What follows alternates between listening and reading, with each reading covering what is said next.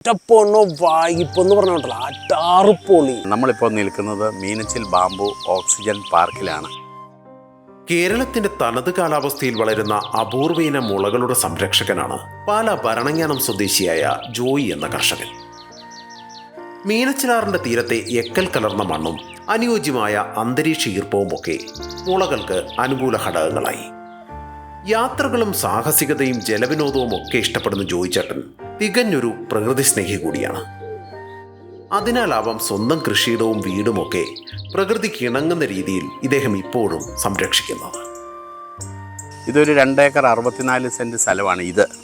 അതിന് കൂടാതെ ഇതിനപ്പുറത്തോട്ട് പോകുന്നത് ഒരു 2.5 ഏക്കർ നമ്മൾക്ക് ബാമ്പു തന്നെയായിട്ടുള്ള ഒരു തോട്ടമുണ്ട്.